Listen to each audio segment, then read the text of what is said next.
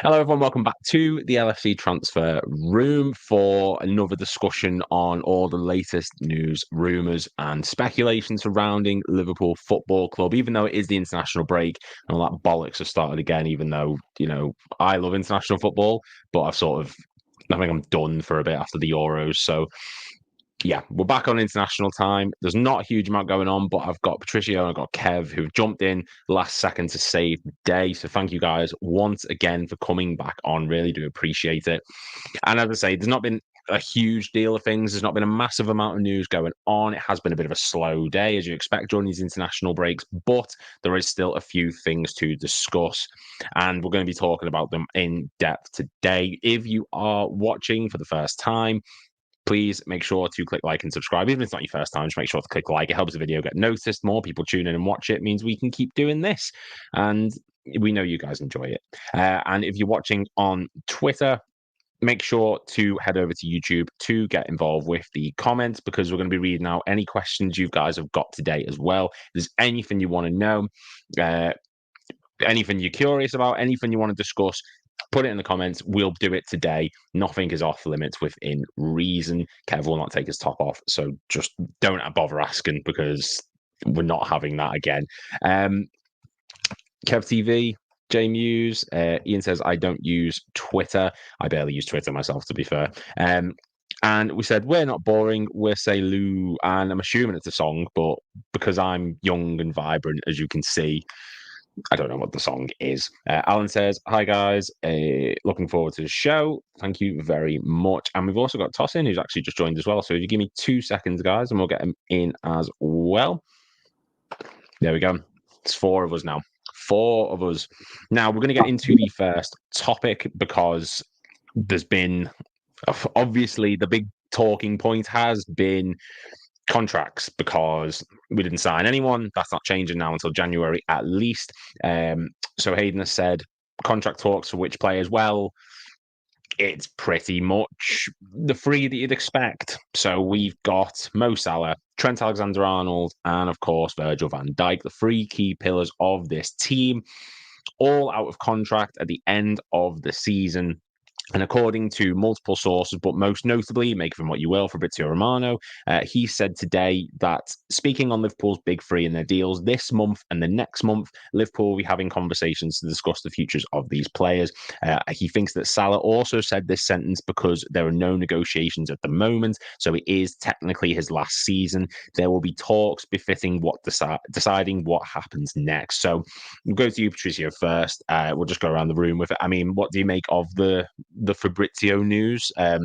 Someone said, Fabrizio, did he actually say that? He did. So what do you make of that news from Fabrizio?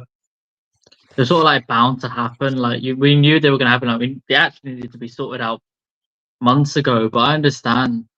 Steven said on the last stream that, like, with Klopp leaving, letting them know in sort of November, he can't really like tell the players that he's going to be around, and then they sign contracts, then he leaves. So I understand from that perspective, but from a club point of view, this should have been sorted out. This should have been one of Hughes's jobs from the beginning, from when he joined.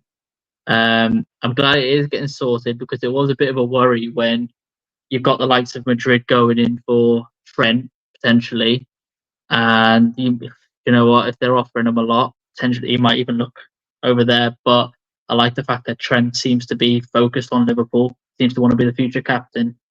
Virgil and Mo both seem happy as well, but it's a bit worrying when you're captain, vice captain, and then Mo Salah doesn't get contracts extended. Especially from a business point of view, you can't let these players go on a free, even get poached by a bigger club, by Real Madrid or someone like that. So I think they need to get sorted right away.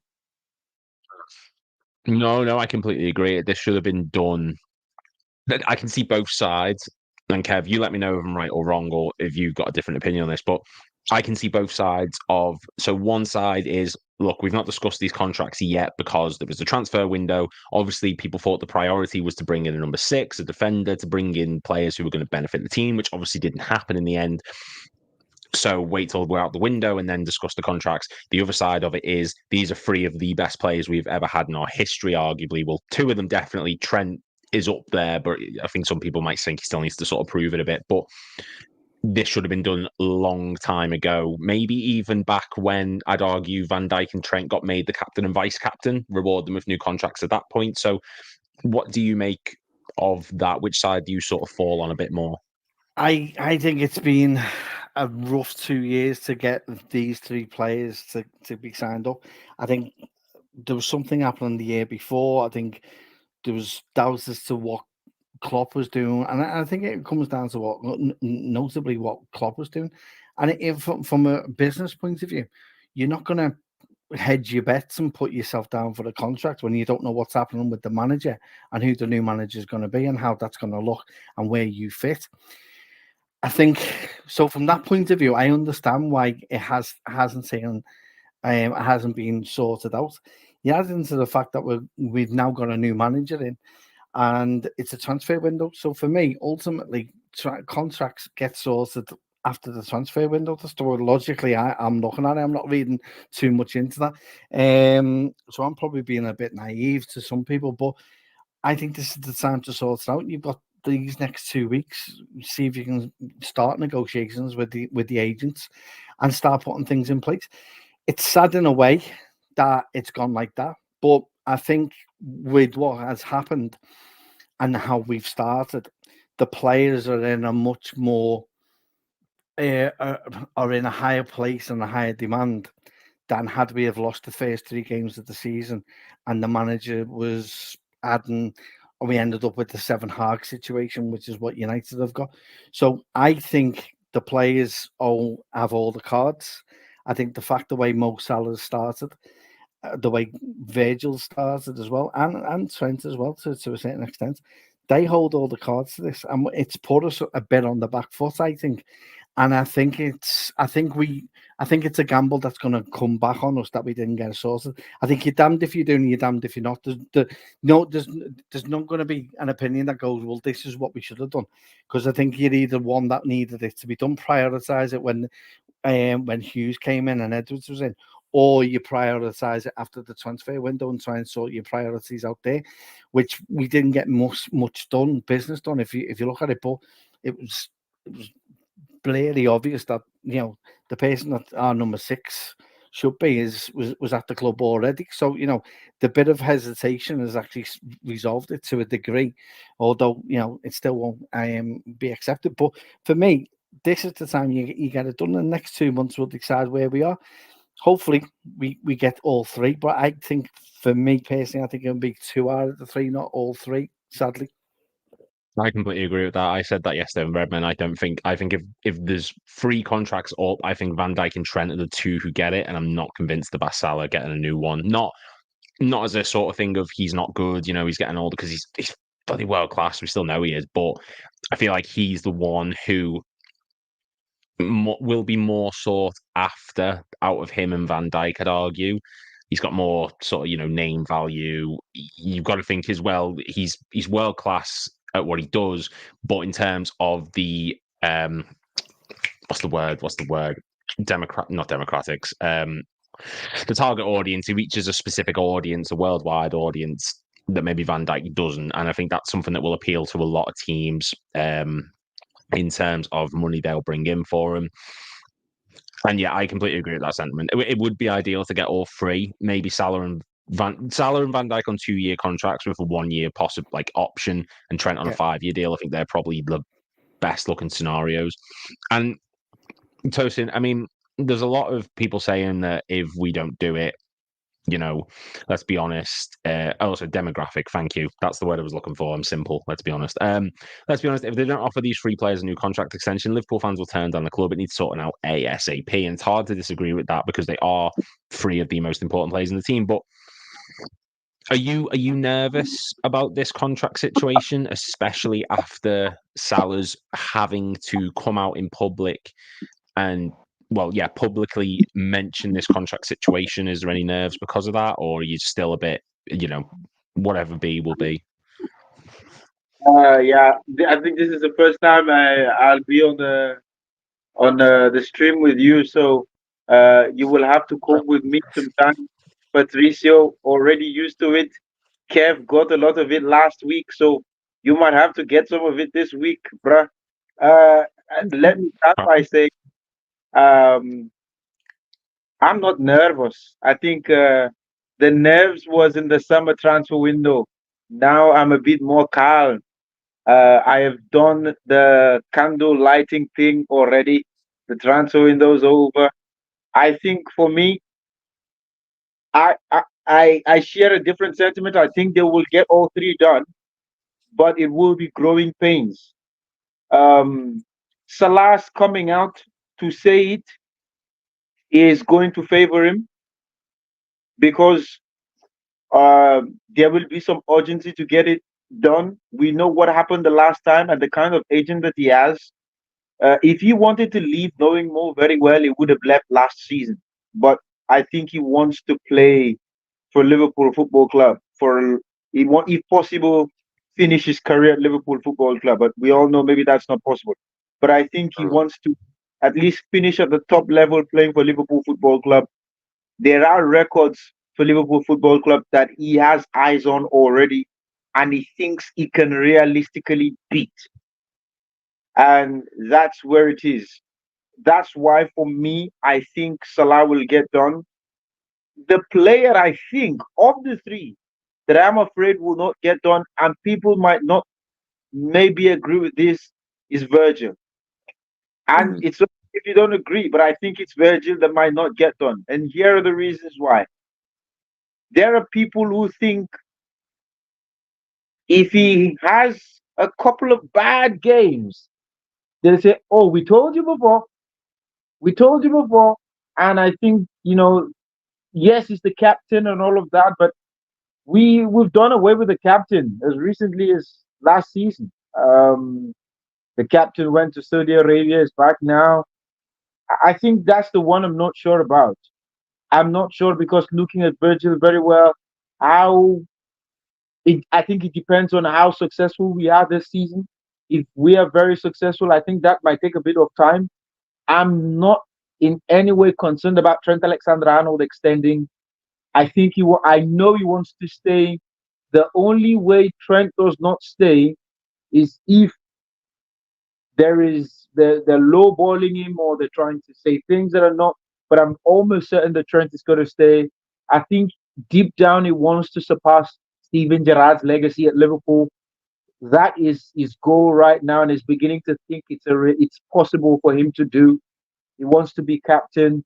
He wants to be Mr. Liverpool. I think that is realistic in a world where there are not a lot of players loyal to the team. I know Trent gets done. I think Salah gets done. The one I'm not sure about is Virgil because people will look at, is he got his best years ahead of him or are his best years behind him? And obviously, this season, maybe in the spring, towards in the winter towards the spring, that will be very important because he's got a lot of minutes in the body. By that time, people will begin to poke, and that's the reason why I was a bit concerned that we didn't get a centre back because I think he needs a bit of rest, and he will go to the international break now, play games, come back, play again, like that with the kind of schedule we have.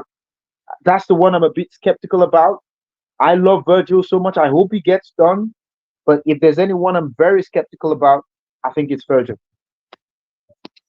Yeah, of the three, Salah's still putting in world-class performances, and Van Dijk is also, I don't think anyone can deny that, Van Dijk has looked the best centre-back in the EPL through the 3 matches. He definitely has. And we found ourselves in a horrible situation. I compared it to Arsenal a few years ago when Ozil's contract was expiring, Alexis Sanchez's contract was expiring. Like, we're in the same sort of situation where we are being reactive, not proactive. And I think of all of them, I think Salah's the one who wouldn't sign, but there's a bit of nerves on Trent because I think with Trent, he could go into any team virtually and absolutely smash it. Now, just before we go on to the next thing of the contracts, I just want to read out the wages of these 3 players. Now, keep in mind, I am by no means saying that Liverpool shouldn't sign these on contracts. I'm just playing the sort of devil's advocate of why the club might be a bit hesitant to sort of go into these discussions, because obviously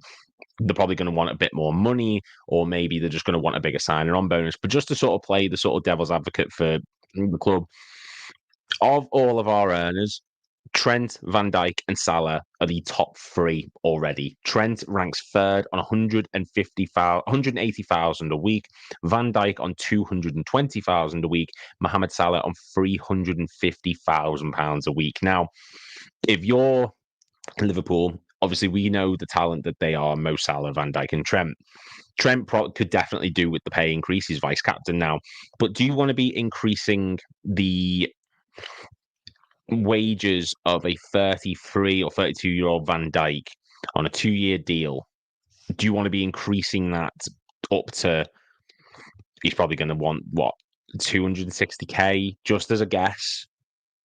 So is there a logical reason, Patricio, because of that the club could that factor into their mind? And just before you answer, actually, people are saying, where did Romano say this? It was on Sky Sports around 10 a.m., 10:30 a.m.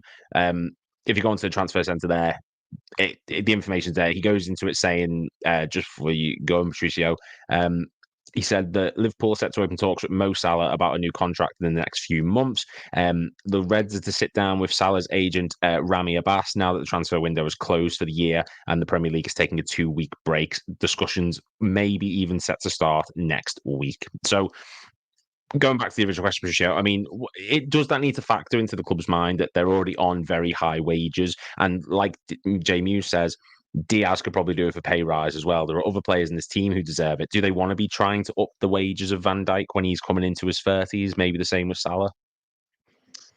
The thing that I have with it is they would have to, for Trent, they'd have to break their wage structure, because they were looking at earning more than Virgil and Salah as well. I have no doubt that all three of them would want to stay at the club. They have no indication of wanting to go elsewhere.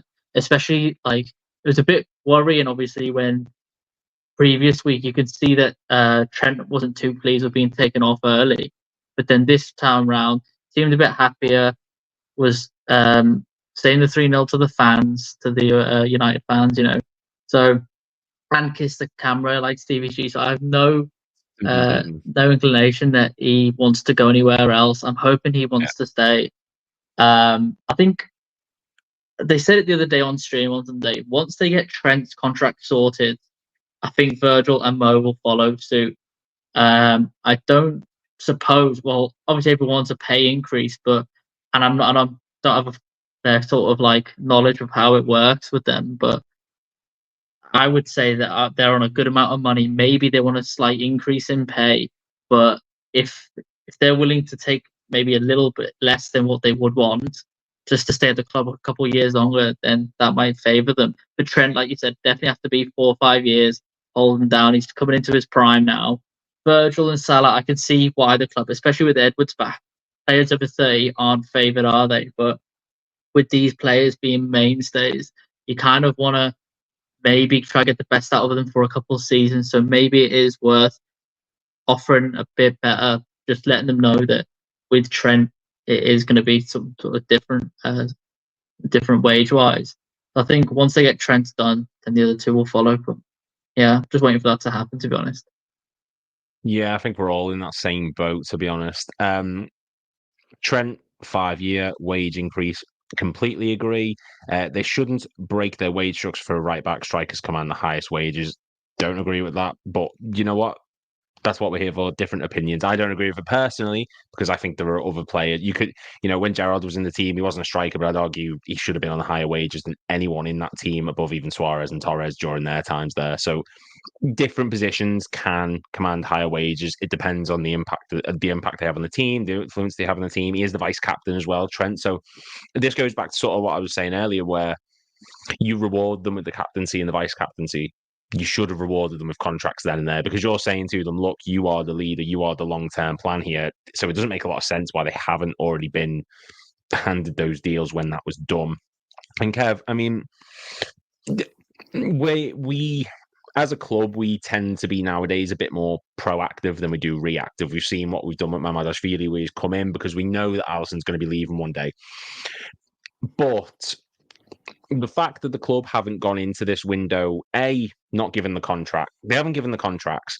And obviously we signed Chiesa, but he doesn't seem like he's going to be a long-term right-wing replacement. And no one's going to be able to replace Salah, but we've not addressed that issue fully per se. And we've also not addressed the centre-back issue. So does that say to you that the club are confident that they can sign these lads on new deals? Like, they must have discussed it internally at some point because they know that they're in the final year. We all know it, so they must know it. So does the fact that we've not gone out and sort of prepared those positions sort of give you any confidence that they are confident they'll be able to sign these lads onto new contracts? Possibly. I think, as I said before, I think the fact that how we've started has kind of backfired in a way to the likes of what Hughes and Edwards had probably and the club had in mind, because the onus now is on the players. They are saying, "Well, look what we're producing." For me personally, I would give Mo probably to 375. I'd move Virgil to 300, and I'd move Trent to 300 and then to 375 after the second year when Salah may potentially go. And the third year for Virgil and for Salah will be on a pay-as-you-play basis and do that. I think the difference with these two players is that if you look at Salah, and I think it was mentioned on Sunday, he is absolutely looks after his body 100,000,000%. This doesn't feel like an Ozil. It doesn't feel like an Aubameyang where you give him the big wage and then he'll fall off a cliff. He looks after himself. And with Virgil, when you have a Rolls Royce that knows exactly where to be on that pitch, he could go another 3-4 years within the league. So it's quite right that they should be at the top. If you think about it, we've trimmed our wage bill by getting rid of the likes of James Milner. You've got rid of him. You've got rid of Thiago. So there's a lot of wage that have actually actually left the club already. So that leaves you with a gap to utilize that. So I would give them a relatively a higher increase. And as I said before, the players are in a very good position. After 2 years, I'll be saying to Trent, you are going to be the one who will be getting a significant more. But for others who need a pay rise, like Luis Diaz has been challenged this year by myself, and it looks as though it's paying off because this is what I wanted to see. And if he continues with that, then you'll be rewarded. We are very highly motivated with bonuses. So although they have a relatively low amount, how well the club does, which is why our wage structure went through the roof, is because we were doing very well. So players were getting in and more. I think there came to a point where if Firmino scored one goal, his pay went up by about 50k because of the bonuses that were heavily introduced. Back to your question, it's you're in a rock and a hard place with the club. I think we should have done them early, but there is an argument to say, well, how early should we have done when we didn't know what was happening with the structure of the club and what was happening with the manager? So why should I be willing to do that, even though I do want to stay here? I want to see what happens first and who you're bringing in. That's what I'd be looking at, and then should have been taken into consideration. But for me, it will get done. Whether or not we get 3, I hope Tosin's right and we do get 3. But that if you are going to give them pay rise, that's how I would structure it. I'd leave Mo as the highest. Mo, Virgil and Trent on relatively the same amount for 2 years. Then after that, Trent goes to the top player, and then the other two, Virgil and Mo, go on a year where the last year will be given to them, and it's a pay as you play, basically. So that's what I'd do. Whether it's right or wrong. No one's going to know, honestly. I expected people in the comments to go, no, I'm not having that. Let us know. Is Kev right or wrong? Because, no, I agree. Look, we are a rewarding club in terms of what we offer people. And I was looking at the wages then, and Luis Diaz he's on 55k. Like, that's ridiculously low. We need to get him up. But I mean, I've got the question to sort of put. I'll put it to you, Tossin, before because I'm going to ask the same sort of question around now. Slot said when he was asked about transfers early on, he said, "Look, I want to work with this team and see what I've got, see what I can work with." Is there a world where the reason these lads haven't been signed on new contracts yet is because Slot hadn't made up his mind going into the club? He didn't. We've seen in the past the likes of Pep. He joined City. Joe Hart's this class goalkeeper. He gets rid of him. We've seen Sir Alex Ferguson get rid of high quality players. Jose Mourinho's done it at Chelsea, where they come into these clubs and get rid of big name players who everyone says, oh, they're going to be outstanding, they're going to be great for them, but he doesn't fit the manager's style. Maybe Slot wasn't sure if Salah, Van Dijk, and Trent were going to fit into his system, but now that he's given it these few games and saw what they're capable of, maybe that's why we're now going into discussions on the contract, because it's all well and good us saying get Salah on a contract, we know how good he is, but if Slot doesn't fancy him, you've then signed him on to this contract for a long time for a lot of money, and he might not get in the team, and that's a horrible way to end his Liverpool career. So is that an argument to be made with regards to why they haven't been signed on a contract yet? There can never be an argument. If there is an argument, then Arne Slot should take the next bus back to the Netherlands. We don't want to see him again. Simple. You can tell us that you don't like the three greatest players of the 2020s, the 2010s, and the 2020s that Liverpool have had. Come on. It's like saying Cristiano Ronaldo, Lionel Messi, and Neymar Jr. You don't like them as a manager. What are we doing? I mean, you get to work with gold. These are the best guys that we have. I mean, I like this response after match day 2 when was asked about it. I think it was before match day 2 when was asked about it, and he said it's up to the guys to sign. Where I am with this place is this, and maybe I'll adding a bit of African experience to it. My concern with most signing is the wage, because we can't take it higher than 350k unless we want to start paying more 400k, which I don't think Liverpool Football Club will do. I mean, I've been supporting this club for the better part of 2.5 decades. I've never seen us pay a player that much. In fact, when I heard we were paying more 350, I had to go and touch grass outside first and be sure that we were paying that money. And so, what I'm not sure about is if we're going to increase Mo's wages. 350k, maybe you incentivize it heavily. So it becomes a situation where there are goal incentives, there are appearance incentives. Rami Abbas is a very tricky negotiator. I have a couple of friends who say they've interfaced with him and some of the other guys he has on his book. So it could be tricky to negotiate with. But I think the most important thing will be to front load the money, a huge signing on bonus, and then incentivize the contract heavily. If you're probably gonna put some money on top of it, maybe 10k, maybe 20k, but I think there will be a bit of reticence to increase his wages, and I don't think Salah will want to hand 400k. Maybe that's me. There's an adage that say you don't count a rich man's money for him, so maybe I'm not going to do that.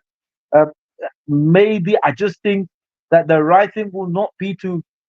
It will be very complicated the moment you bump Salah's wages. And let me be honest, guys. Look, it's just the way it works. Once you increase the players' wages, there are other guys who are going to be knocking on the door and saying, "I need my money to go up." And that's my concern with Trent, because I'm looking at what number will they give Trent that will make Robertson say, "Okay, fair, maybe when it's my turn." Because if Robo sees the money Trent is earning, he's gonna go, "Okay, let me play a bit better." He plays a bit better. It's in the spring where the title race, we're in the quarterfinals of the Champions League, 3-0 advantage in the first leg, and Robo's agent says, "Come on now, you got to pay my guy." What are we going to do there? Because you know he's going to be worthy of an increase. It's going to be the same with Ibu's agent. That's one that I'm also afraid of, because we will soon have to have the conversation. What is going to happen to Ibu's contract? Because he's going to be renewed at some point. And that's also my concern with Virgil because he's earning 220K now. He's the captain of the club. So you got to give him something worthy of a captain. He can't be competing for wages with William Saliba. No, he cannot. So I think it's important that in this process, as much as I want the best for the club, I want guys to get paid. I want guys to earn their money, but it would be important that it's heavily incentivized. So now we've kept 3 clean sheets. I'll be honest, guys.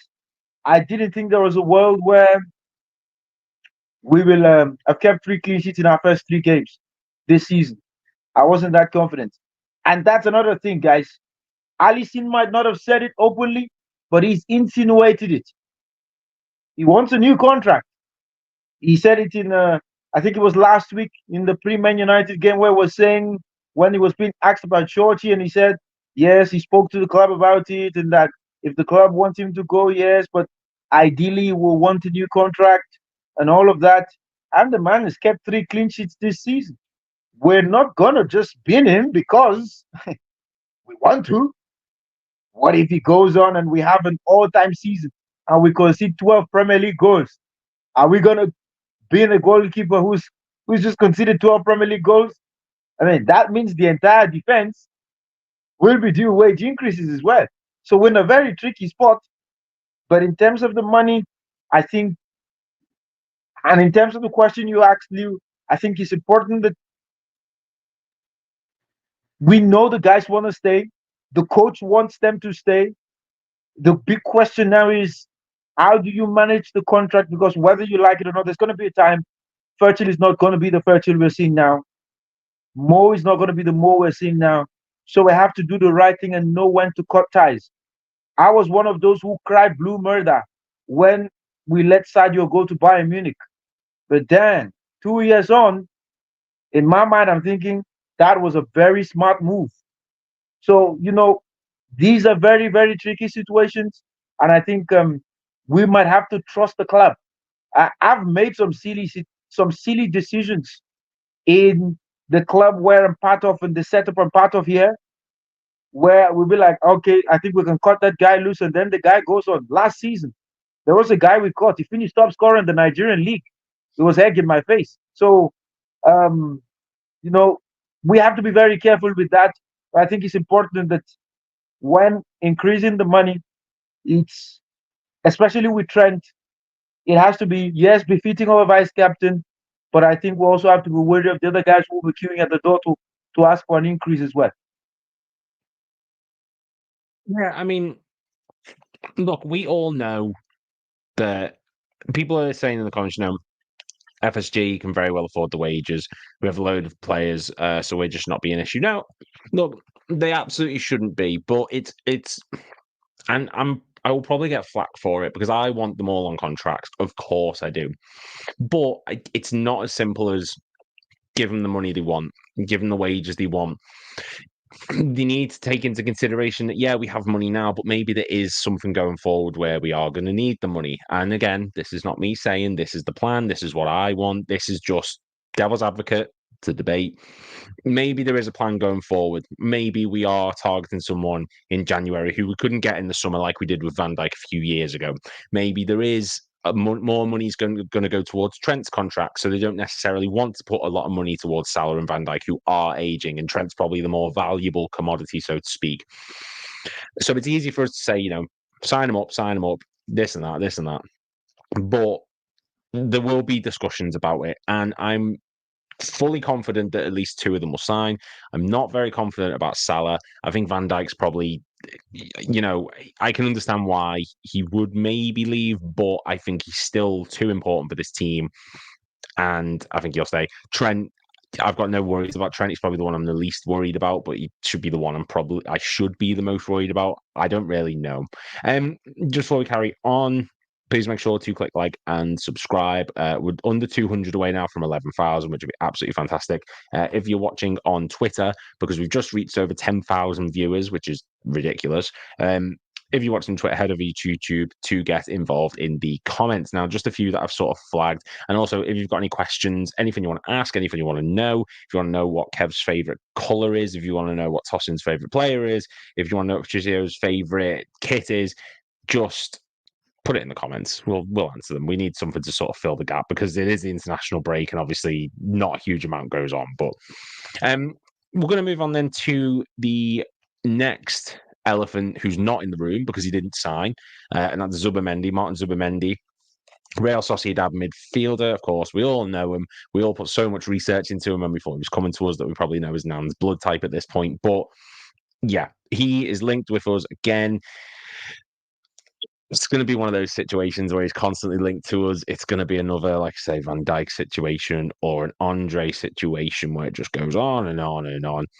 But yeah, apparently, according to many Spanish media outlets, we are still interested in Zubimendi, and this could apparently become a sort of January deal. David Ornstein commented on it earlier on, saying Zubimendi could be like Van Dijk's deal, as I've said, when they fail to sign him and waited until January. Liverpool don't panic when they fail to sign their targets and sign alternatives because they may not be suitable. They wait for other suitable opportunities or find the solution from within their academy.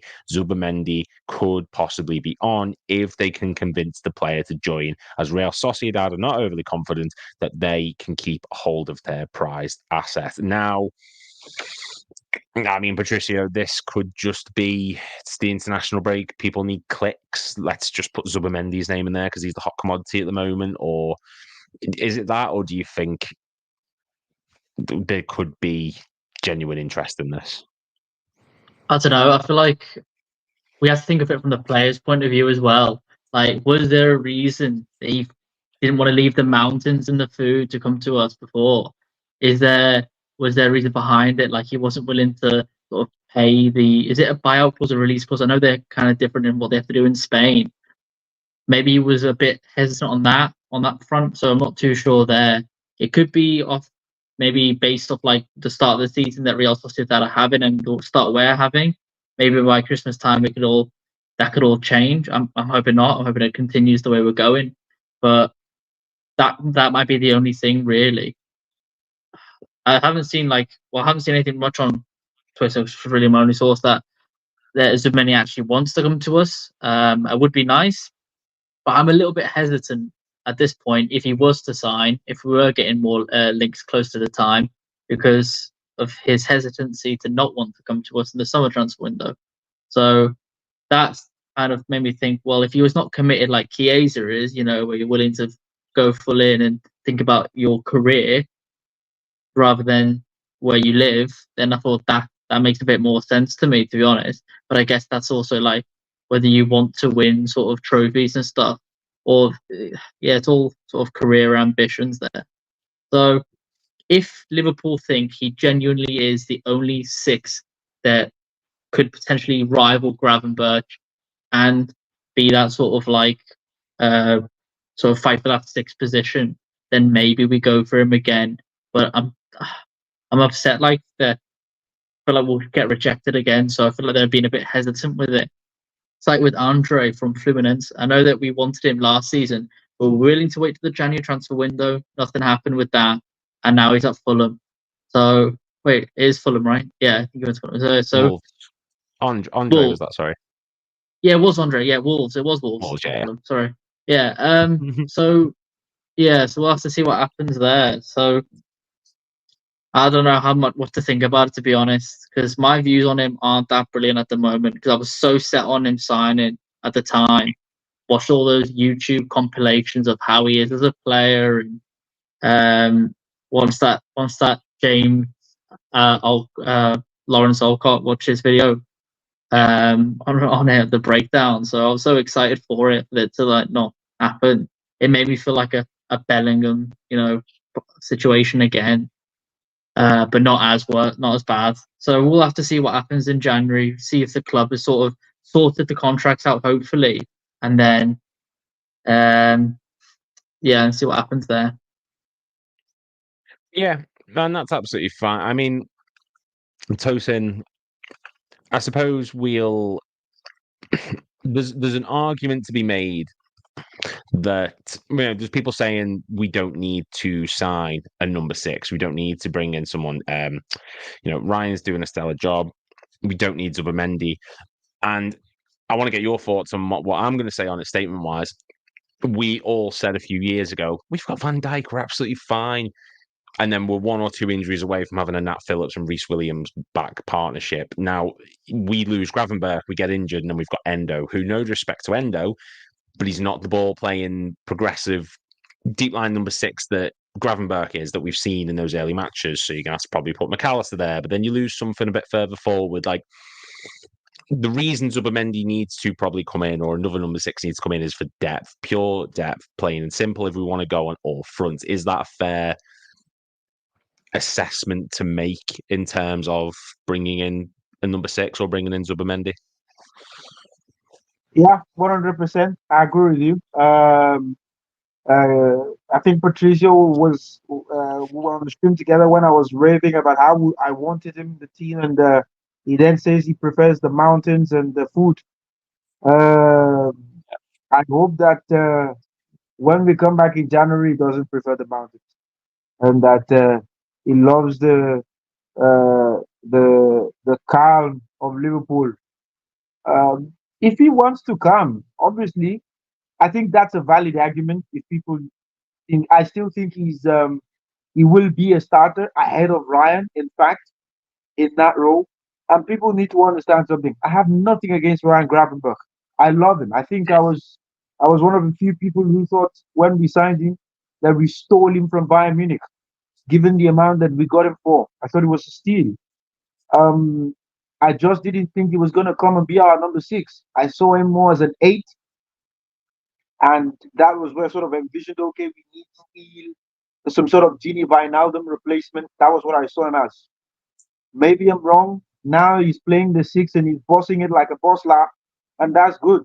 But I, I think it's important and imperative that we get Zubimendi if we can. I've not seen a profile of ease that is so distinct for the top level in the market. And that's why I think it's important that we get him. There are a lot of other players that are very close. Some of the data sheets, I think for me, it's maybe because I place so much of emphasis on the eye test, and I'm very curious to see what a player does on the ball. And then if I can see if I feel like, okay, there's a eureka moment and this is the way the game is able to break. I thought for me on Sunday, some of the things I saw from Ryan were things I've been looking for since we signed him. There were moments where I felt he has to go, when Alexis and Dominic go, he has to be able to jump and then cover those spaces. And he was perfect. In fact, in the first 3 games, he's been perfect. But how sure am I that he's going to be perfect for the entire season? And that's the concern I have. And as much as I dislike Ronald Koeman, because I'm stopping sort of saying I hate the man because he talks too much and he says a lot of nonsense and drivel. I think he has a point when he says that the consistency is the problem I've always had with Ryan. Can he stay consistent over 38 games? Can he stay consistent over the 9 months of the year? And that's what Zubimendi has. Martin is very consistent. People might disagree, but I think he's more important to what Sociedad do more than Mikel Merino. And I understand if he wants to stay, because that's what we're telling Trent to do. We're telling Trent, don't go and take the money in Madrid. Stay with us, become a legend. We're going to build a statue. So if he doesn't come, it's fine. But if he doesn't come, obviously we know Endo is not that quality. But thank God Tyler Morton has not gone on loan, and I hope they don't change their minds.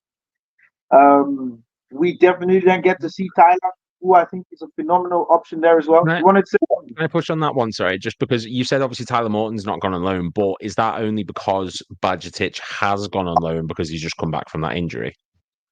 Yes, I think that's the reason as well. And I'll be honest, I would have preferred. This is me. I would have preferred Baj staying and Tyler coming on.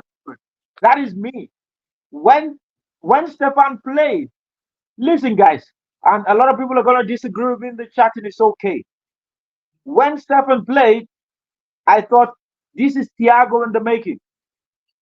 That's what I thought. The boy plays with so much ease. I said that's the future of Spain's midfield. But then the injury comes and he's not able to play. I even think if Stefan continues on the trajectory without injuries, he could potentially be the best six Spain has ever had. But maybe it's the Liverpool fan in me that's talking the sentiment, so that's okay. I'm allowed to be sentimental. But I think for me, Tyler has got the opportunity to now prove himself when Ryan has those yips, because I'm very sure he's going to have those yips.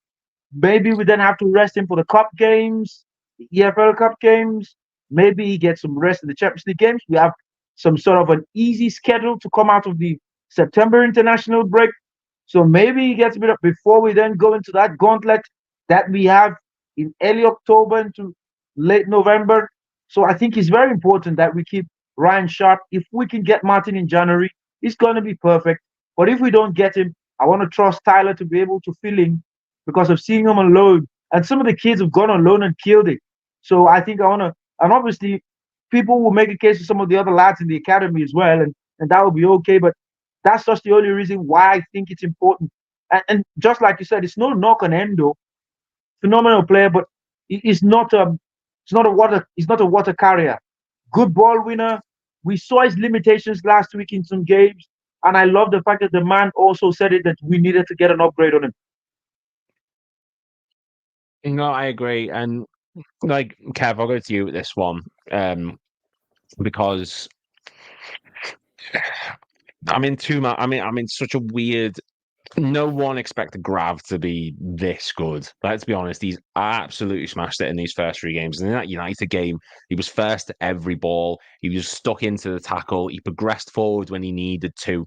So there is obviously that argument that says, look, we don't need the number 6. Just, Gravenberch's there. He's doing the role. But we do need to consider the backup role. And next summer, for example, I don't think Endo is probably going to be here, or if he is, he's, Slot said himself, he's not my type of player, but he's stuck around because he's committed to having a go. So who is the backup? Which of these scenarios do you see as most likely next summer? Do you think Endo stays and remains the backup? Do you think Bajtic comes back and can deputise for Gravenberch?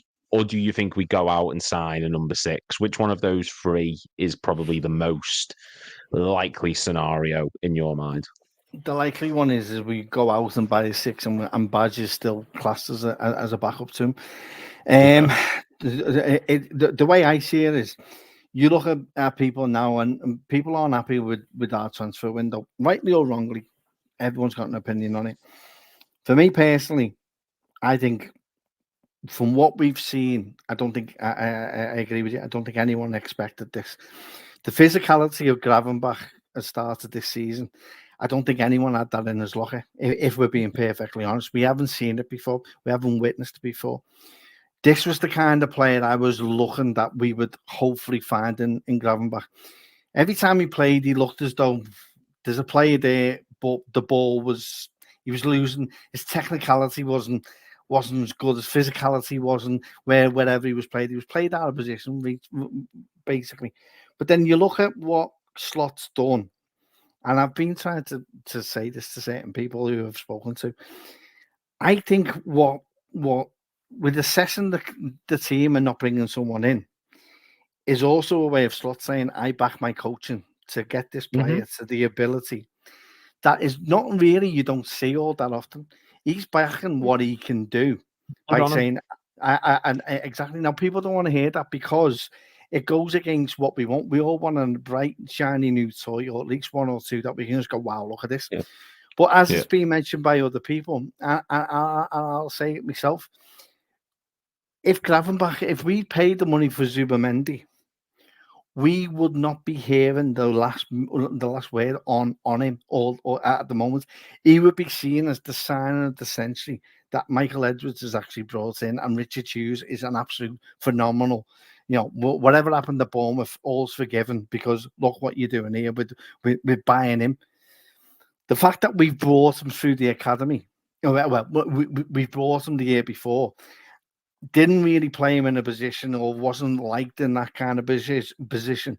We've been scouting the whole of entire countries, continents to try and find someone that can actually play the 6 that we are actually looking for. When really it was just under our feet if we were willing to have the ability to coach that player. And look at the player we've got. He's 6'3". He's physically unbelievable. And if you put a bit more weight on him, you've got basically a Patrick Vieira type of footballer who is also progressive with the ball as well. So you've got someone that you think it's a bit like a Yaya Toure in a way. You basically got someone who can progressively and physicality has got the ball, but is willing to run with it. And what he done on Saturday or on Sunday, I know people will go, well, it's only 3 games in, but it was that old toilet against our biggest rivals, and he absolutely was the best player on the pitch. He made Manu look like a little baby.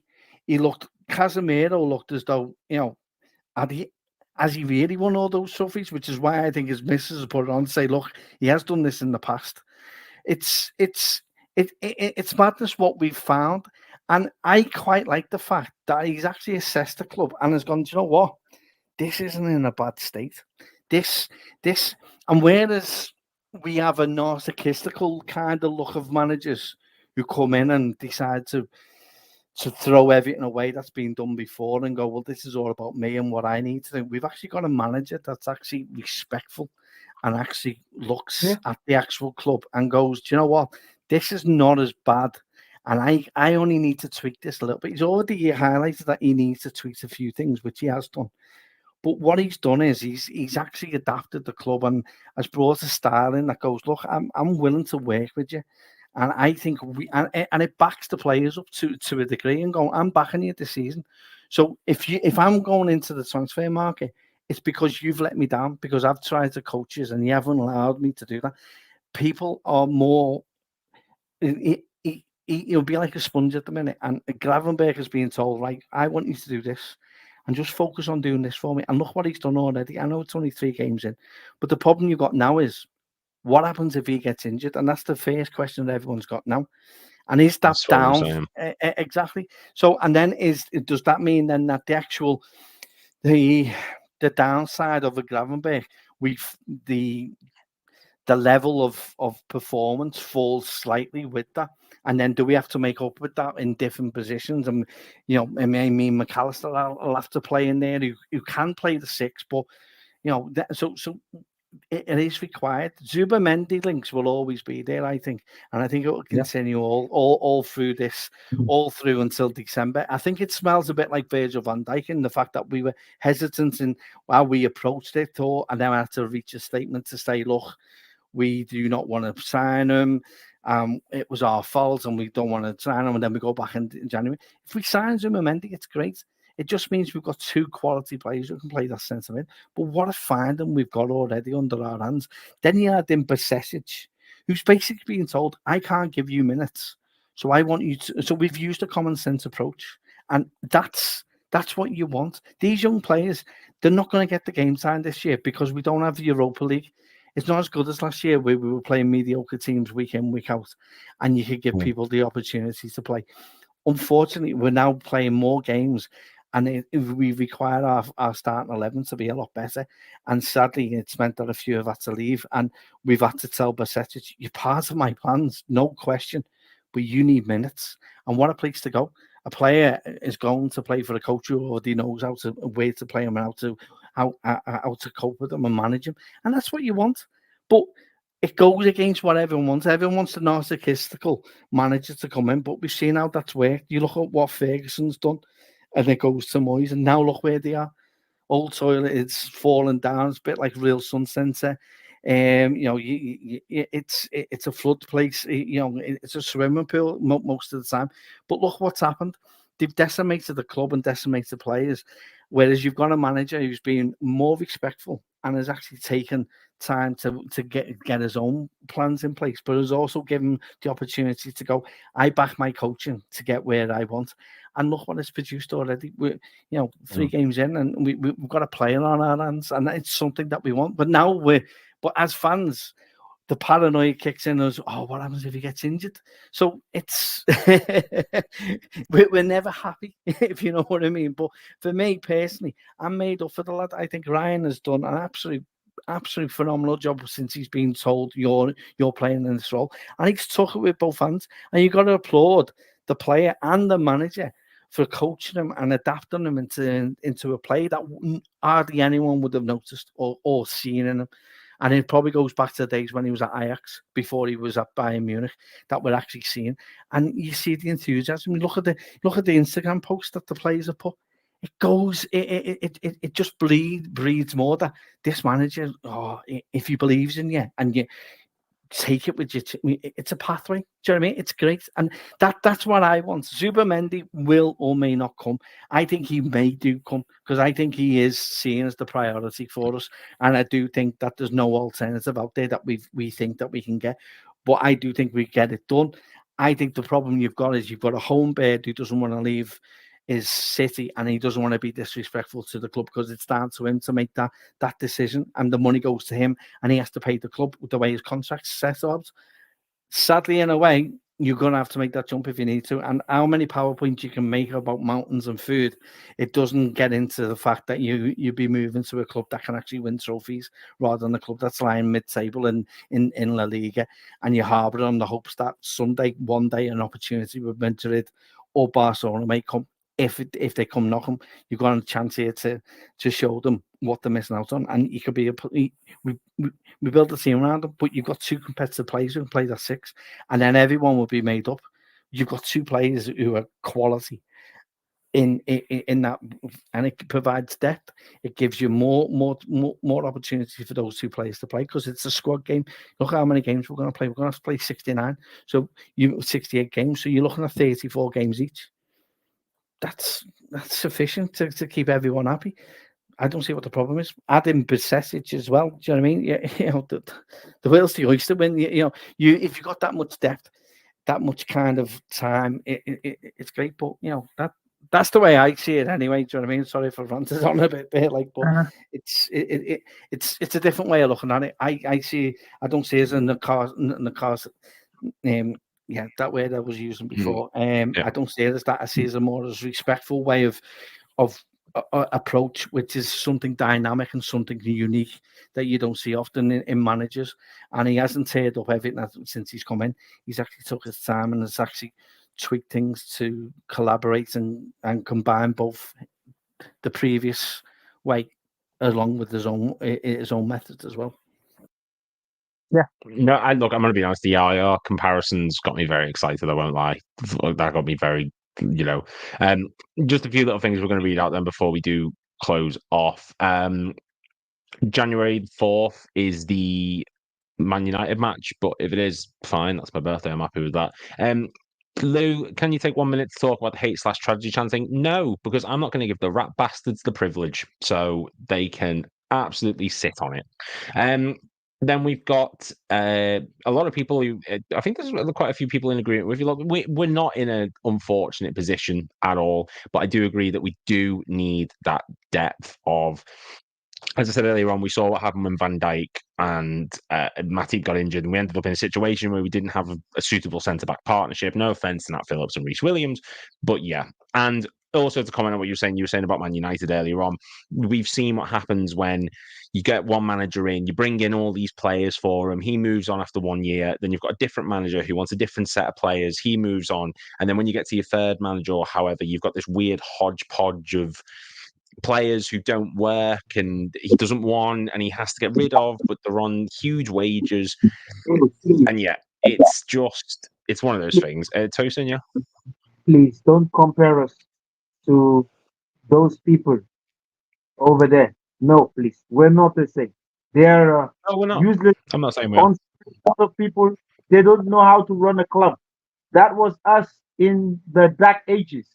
Us in 2007. They're living our realities of 2007 now. So they can go kick rocks for all I care. They should suffer. They need to suffer for 600 years. All the years of cheating with the referees and all of that, they need to suffer for it.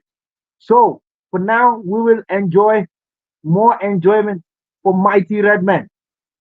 Those deserve our time. There we go. Right, we're gonna end it off on that point then, because I don't think there's anything else I can really say that's gonna top that. Thank you everyone who's got involved in the comments. Obviously, there wasn't a huge amount to discuss, but we got through it. Zubimendi, probably needed, probably not going to happen. And the contract situation. There were people still asking towards the end, where is this?